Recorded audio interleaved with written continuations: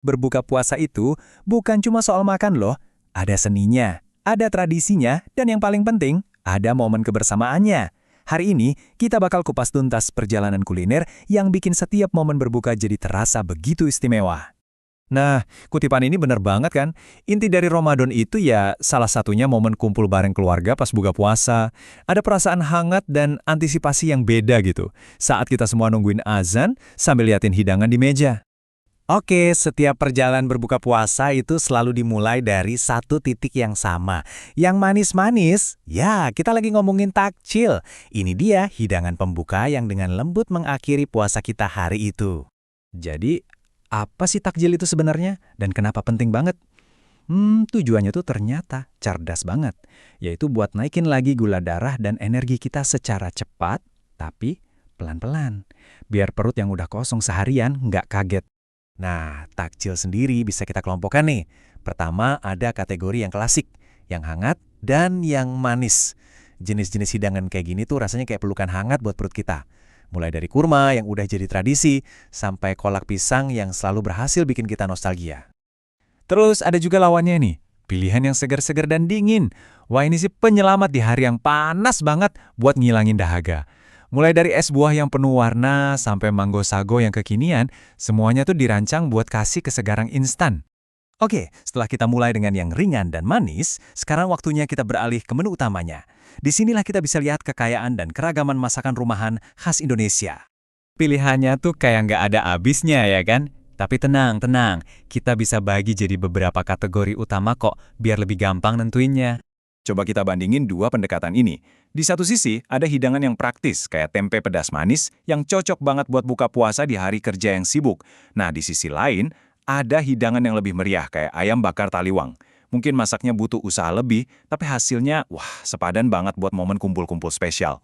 Tapi tahu nggak sih, kadang-kadang setelah seharian puasa, yang paling kita cari itu justru sesuatu yang klasik dan menghangatkan. Sesuatu yang rasanya itu menutrisi, tapi tetap ringan di perut. Nah, hidangan kayak sup ayam bening ini ternyata gampang banget loh bikinnya. Prosesnya cuma 4 langkah utama. Rebus ayamnya buat dapetin kaldu gurih, tumis bumbunya sampai wangi, cemplungin sayuran, terus masak deh sampai pas rasanya. Simple tapi hasilnya selalu bikin hati adem. Tentunya, daftar hidangan utama favorit kita masih panjang banget. Coba deh bayangin rasa pedas manis dari sambal goreng kentang ati, atau kuah gulai telur padang yang kaya rempah. Setiap hidangan, seperti ikan bakar dengan sambal dabu-dabu yang segar ini, seolah-olah menceritakan kekayaan kuliner dari berbagai daerah di Indonesia. Nah, setelah kita lihat berbagai hidangan yang bikin lapar tadi, sekarang yuk kita geser sedikit ke pendekatan yang lebih sadar. Kita akan fokus pada kesehatan dan keseimbangan. Menikmati makanan yang lezat itu jelas bagian dari serunya berbuka. Tapi, penting banget buat kita mastiin tubuh kita dapat nutrisi yang pas, tanpa bikin perut jadi begah atau nggak nyaman setelahnya. Jadi gimana sih caranya bikin piring buka puasa kita jadi seimbang? Gampang kok, kuncinya ada di kombinasi beberapa elemen penting. Pastiin ada serat dari sayuran, ada protein rendah lemak, dan karbohidrat kompleks kayak nasi merah. Kenapa? Biar energi kita lebih awet. Oh, dan yang paling penting, selalu awali dengan air putih ya. Nah, buat teman-teman yang mungkin perlu ekstra perhatian sama kesehatan, misalnya soal kolesterol, beberapa penyesuaian simple ini bisa ngebantu banget. Coba deh ganti cara masak dari menggoreng jadi memanggang, atau perbanyak makan protein nabati kayak tahu dan tempe. Ini adalah langkah-langkah cerdas buat buka puasa yang lebih sehat. Berbuka puasa yang sadar itu bukan cuma soal apa yang kita makan, tapi juga soal kepedulian kita terhadap sisa makanan. Dan semua ini dimulai dari perencanaan yang baik. Salah satu cara paling ampuh buat menghindari makanan sisa adalah dengan bikin rencana menu mingguan.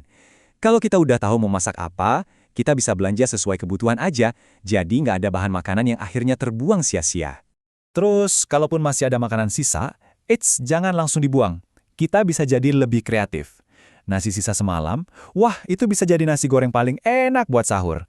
Sisa sayuran, bisa banget dijadiin isian telur dadar. Ini cara cerdas kita buat lebih menghargai makanan. Jadi, pada akhirnya, buka puasa yang sempurna itu bukan soal seberapa mewah atau seberapa banyak makanannya. Tapi ini soal kualitas momennya itu sendiri, soal keseimbangan nutrisi, soal kebersamaan, dan soal rasa syukur. Nah, sebagai penutup, yuk kita sama-sama renungkan pertanyaan ini. Gimana ya caranya agar kita bisa membawa lebih banyak kesadaran dan makna ke dalam setiap momen spesial berbuka puasa setiap harinya.